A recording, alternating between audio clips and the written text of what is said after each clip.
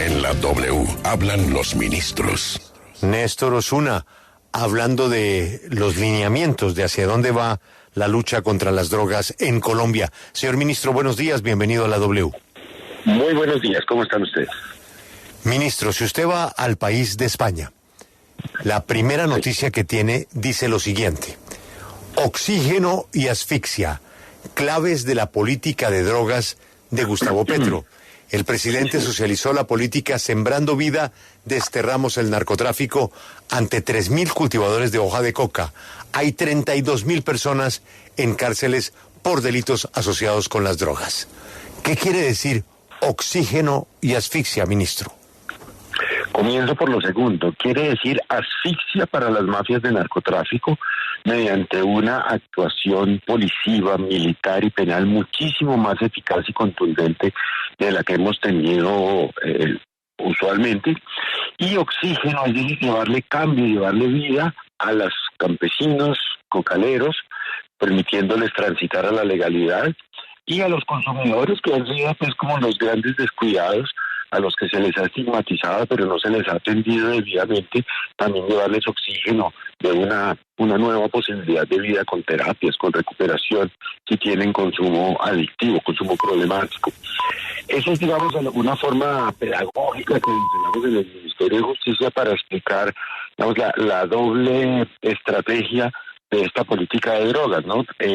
Concentrar el esfuerzo penal de persecución en las mafias de narcotráfico, en el lavado de activos, en la cocaína propiamente, y ofrecerle a los campesinos cocaleros, que casi todos ellos son muy pobres, una posibilidad de tránsito a economías lícitas.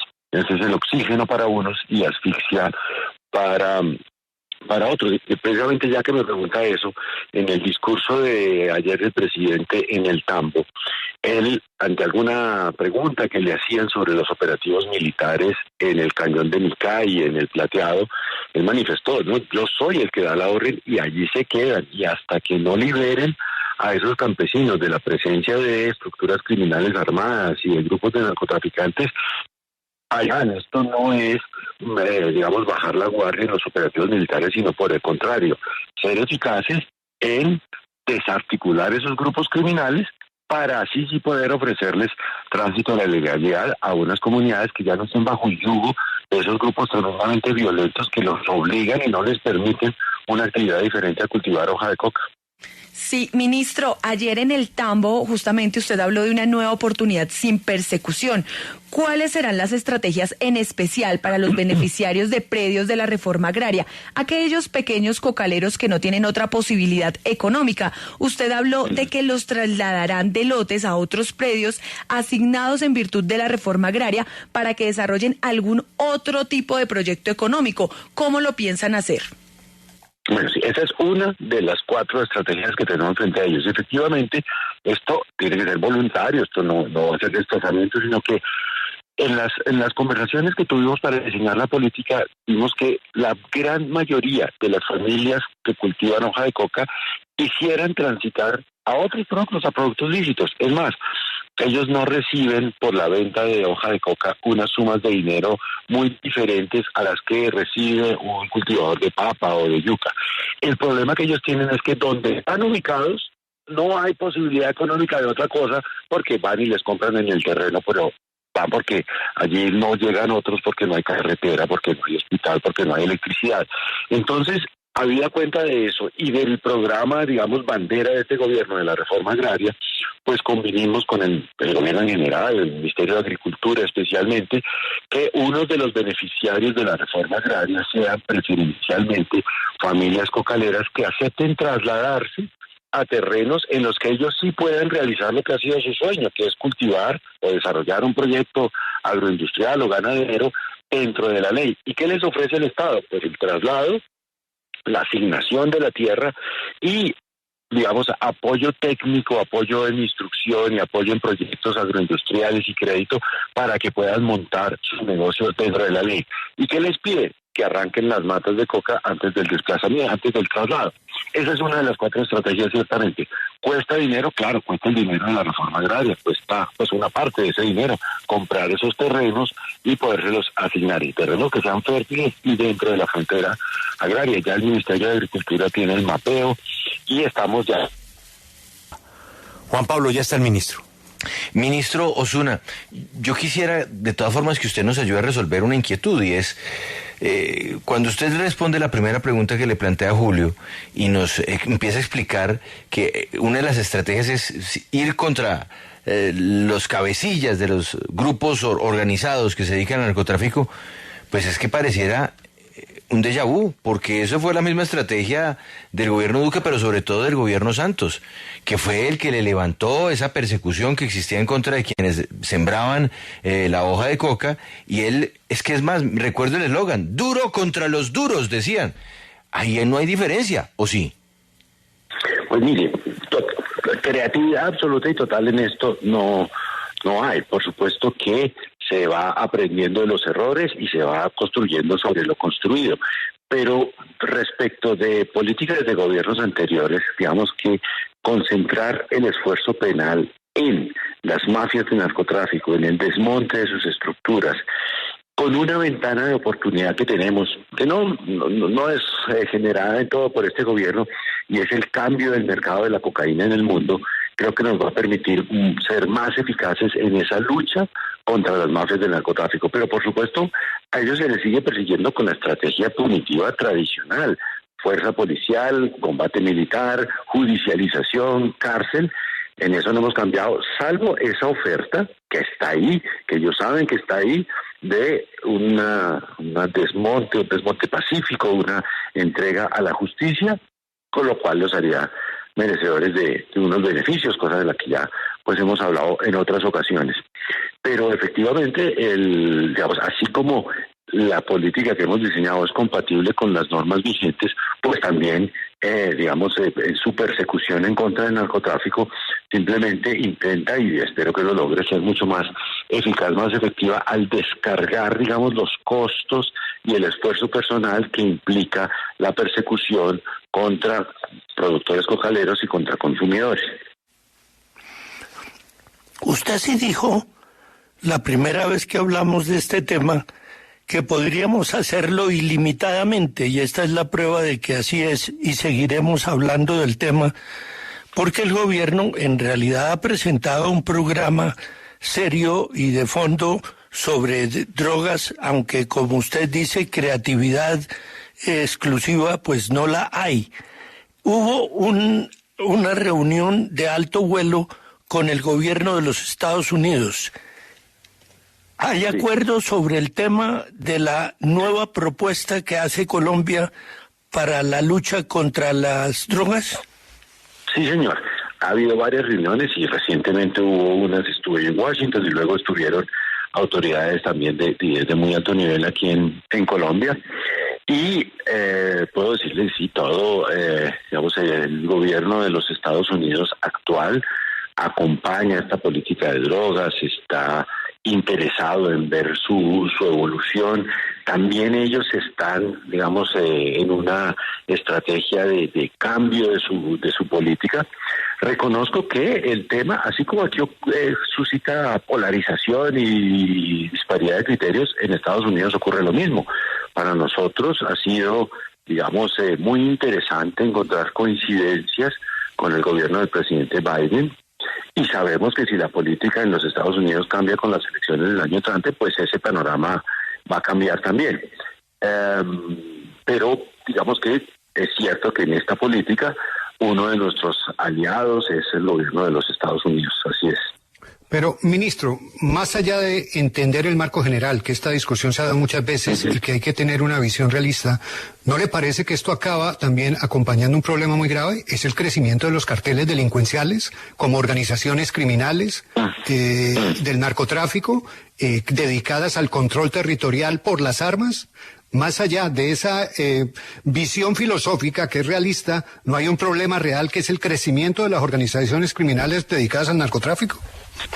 Por supuesto, y en ese sentido nuestro combate y nuestra estrategia tiene que ser de doble sentido, uno interno y uno internacional. Esas estructuras son internacionales. El asunto de las fronteras es un asunto que nos limita y nos condiciona a nosotros, a los que estamos dentro de la ley y dentro del gobierno. Para las estructuras criminales la frontera es uno de los un obstáculo más que no tienen interés en respetar.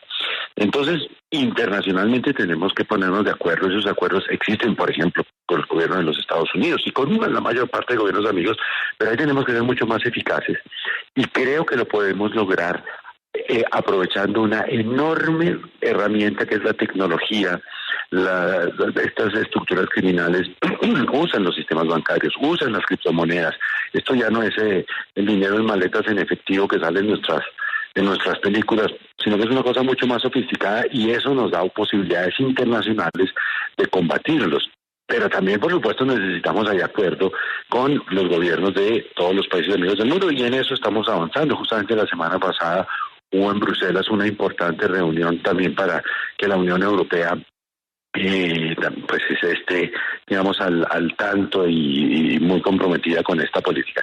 Y en el ámbito interno, por supuesto, desde que esas estructuras criminales, si ellas siguen conquistando territorio, nuestra política, no solo esa, sino muchas otras, no van a poder ser exitosas. Por eso, decía ayer el presidente, esto es, digamos, es la llegada del Estado. ¿Aló? Aquí estamos, ministro, lo estamos escuchando. Es la llegada del Estado a estos territorios en los que nunca había llegado, pero el primero del Estado que llega es el ejército, por supuesto. Tenemos que ofrecerle a estas comunidades libertad que nunca han tenido, y eso quiere decir que no tengan el yugo de esas estructuras criminales. Y esas estructuras criminales, yo mismo he propuesto el discurso de la entrega pacífica, apoyo al comisionado de paz en su enorme esfuerzo de intentar que ellos entiendan que ese proyecto de vida que eligieron no tiene sentido, que los va a llevar a la muerte, que no les va a permitir gozar de las enormes riquezas que han acumulado. Pero a medida que pasa el tiempo veo que la estrategia militar tiene que ser también mucho más fuerte y eso lo estamos haciendo. Entonces, por supuesto que con estructuras criminales que tengan dominio territorial, nuestra política difícilmente puede avanzar. Paz, control por parte del Estado y política de drogas van juntas. Creo que ya. Ministro, los cultivadores de coca de la región caucana, algunos señalaron que todas las políticas antidrogas en el país han fracasado y desconfían de lo que ustedes presentaron ayer en el municipio del Tambo, particularmente porque aún no funciona la sustitución de cultivos a estas personas que aún no confían en ustedes. ¿Ustedes qué garantías les dan? Mire, es que yo entiendo esa desconfianza y en las tantas mesas que tuvimos la palpamos de modo directo. El Estado varias veces les ha ofrecido sustituir cultivos a cambio de una suma de dinero. A veces les entrega esa suma de dinero, pero por supuesto esa suma de dinero se gasta y vuelven a lo mismo. Y en otras ocasiones incluso les quedó debiendo la suma de dinero y no se las pagó. Restablecer esa confianza ha sido difícil. Creo que hemos avanzado significativamente con muchísimas comunidades campesinas en restablecer esa confianza, habida cuenta pues de que este gobierno tiene un signo político diferente. Pero además, en nuestra oferta no hay subsidios individuales. Eso, digamos, es importante que se sepa. Nosotros lo que estamos ofreciendo es, mire, una vereda entera, una comunidad, un par de veredas, que deciden hacer tránsito a la legalidad. Entonces nosotros les llevamos la tecnología que sea necesaria para que, qué sé yo, si lo que es procedente allí es decir leche, pues para que puedan sacar quesos. Si hay que hacer una vía terciaria, pues nos comprometemos a la vía terciaria. O si es el traslado a otros territorios, pues nos comprometemos a entregar los terrenos, pero no sumas de dinero individuales a cada campesino, que es la estrategia fallida de los gobiernos anteriores. Si usted le entrega a un campesino que lo único que sabe hacer es cultivar hoja de coca, le dice, tome 10 millones de pesos y cámbiese a cultivar café y nos vemos dentro de 5 años, pues no hizo nada. Esos 10 millones de pesos se le acabaron en 3 meses y ya, y volvió a cultivar coca. Bueno, ministro, y hay una cifra que es bastante llamativa y relevante, y es el porcentaje de la resiembra de coca cuando es erradicada a la fuerza y el porcentaje cuando es erradicada de manera voluntaria. ¿Usted tiene ese dato que nos lo pueda dar muy brevemente? Sí, cómo no. Mire, históricamente lo que se erradica a la fuerza tiene un índice de resiembra del 69%. Y lo que se erradica voluntariamente tiene un índice de resiembra del 1%. Entonces, obvio, dato, apostemos a la erradicación voluntaria. Eso no quiere decir que vamos a prescindir de la erradicación forzosa. Por supuesto, para los cultivos industriales, para aquellos donde hay coca y al lado un laboratorio de cocaína, pues eso, erradicación forzosa, eso no es un campesino pobre, eso es un cocalero, eso es un narco. Entonces, para los campesinos que realmente lo que vimos es que son presos de esa economía ilícita, erradicación voluntaria es la estrategia, porque esa conduce a un índice de resiembra muy pequeño. Ministro, este es un paso muy interesante y por supuesto muy bien intencionado, pero el problema usted sabe que es superior y sobre todo que en Estados Unidos ya hay un problema aún superior, que es el fentanilo. Entonces, la estrategia que usted nos está comentando es la confirmación de que la guerra como estaba planteada fracasó, que el negocio con las FARC quedó mal hecho, pero ya no podemos mirar para atrás cosas que no vamos a arreglar. La pregunta es si en Estados Unidos son conscientes en que no hay camino distinto ante la tragedia que tienen del fentanilo que reabrir el debate de buscar algún mecanismo de despenalización en esta guerra contra las drogas? Mire, yo lo que he observado en un año que llevo en esto es que así como aquí hay polarización y división de opiniones, también en los Estados Unidos existe lo mismo. También en los Estados Unidos hay voces que hablan de la despenalización, también hay voces que estigmatizan a los que hablan de la despenalización. Pero mire, tarde o temprano, ojalá que sea más temprano para que alcancemos a verlo, no va a ser en estos 3 años de gobierno, el mundo tiene que transitar a una regulación sensata del problema de las drogas. La humanidad no va a dejar de consumir drogas. Antes fue marihuana o cocaína, ahora es fentanilo y después vendrán otras. Pensar en que eso se puede combatir con la fuerza del Estado es absurdo. El Estado no puede combatir la economía. El derrumbe del marxismo precisamente fue por eso. Pensaron que el Estado podía controlar la economía. Eso no es posible. Una cosa que tiene alta demanda en el mundo, que históricamente la ha tenido desde que conocemos la humanidad, ha habido consumo de estupefacientes, pues la mejor idea es regularlo de modo sensato, evitar los daños, que la gente que consuma algo no esté en riesgo de morir como está ahora, que la gente que consume algo no tenga que acudir a mercados violentos e ilegales para poder conseguirlo. Yo creo que eso se va abriendo paso. Por supuesto que es difícil después de 50 años de un discurso tan estigmatizador y de tantísimo dinero dedicado a la guerra contra las drogas, decir, bueno, que esto fue como un chasquido de dedos y nos cambiamos a un mundo regulador. Pero poquito a poco esa ventana se tiene que ir abriendo. Mientras eso no ocurra, por supuesto, nuestras políticas, y yo acepto la crítica, tendrán alguna inconsistencia, alguna incoherencia, alguna paradoja, porque claro, estamos al borde de una cosa, estamos intentando regular algo que en su esencia está prohibido. Todo el mundo incurre en esa hipocresía, ¿no? El consumo está permitido, pero el comercio está prohibido. Algún día, espero yo alcanzar a verlo, que tengamos un comercio regulado, sensato, que proteja la salud de los consumidores, que nos libre de los mercados violentos, pero eso es un asunto internacional. Esa lamentablemente no es una discusión que la podamos solucionar exclusivamente desde Colombia. Sí, es que la balanza no está equilibrada. Para comenzar, en el tema de la marihuana, son varios estados en donde la marihuana en Estados Unidos es recreativa.